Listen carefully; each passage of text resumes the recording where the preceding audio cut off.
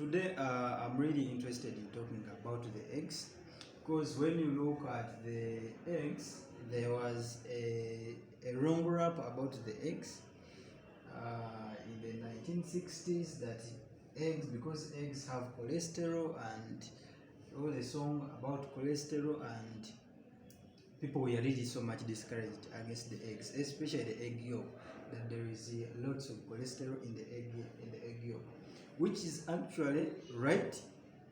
There is lots of cholesterol, but again we shouldn't forget the fact that about 75% of cholesterol is actually made by our body.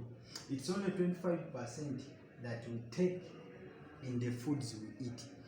So the body has very many uses for cholesterol, but what we should worry about and what we should fight is having a balance between the good cholesterol and the bad cholesterol. Actually, as a matter of fact, this cholesterol in the eggs, it promotes the formation of the good fats, which is the high density lipoproteins. It actually promotes these good fats to outbalance the bad fats.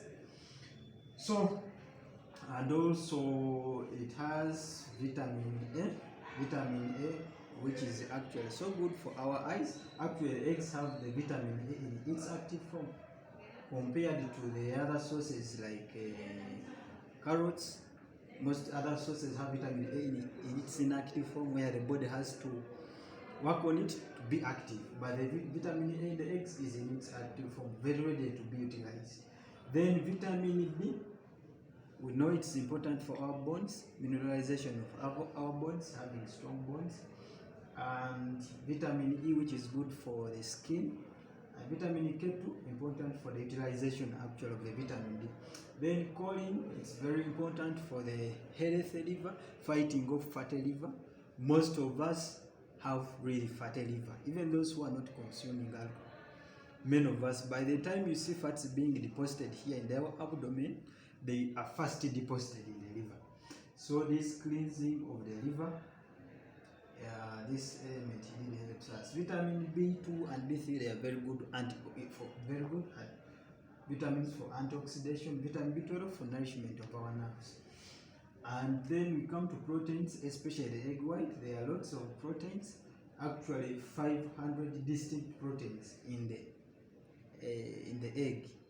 Actually, some companies are looking for ways of extracting these proteins from the eggs because they are good. But there are two things that we should also focus on. One, how the chicken that bore these eggs, or I mean that laid these eggs, how it was raised has a lot of bearing on these nutrients.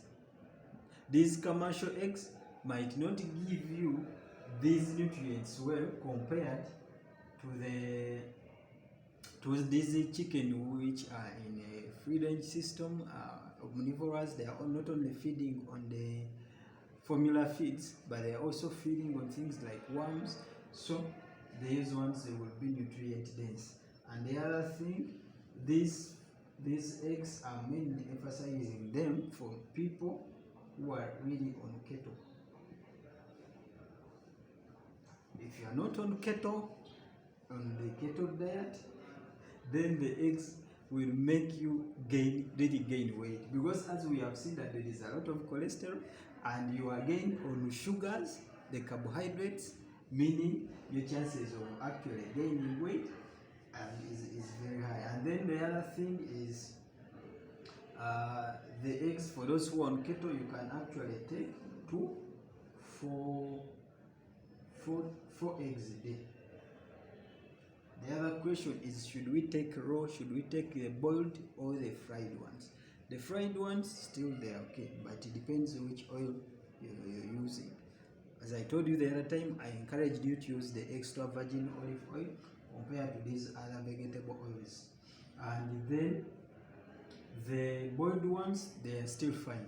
But then for the raw ones, they wouldn't have been fine, but they can easily, the challenge is you can easily deplete the vitamin B7 if you take a lot of the raw ones. Yeah.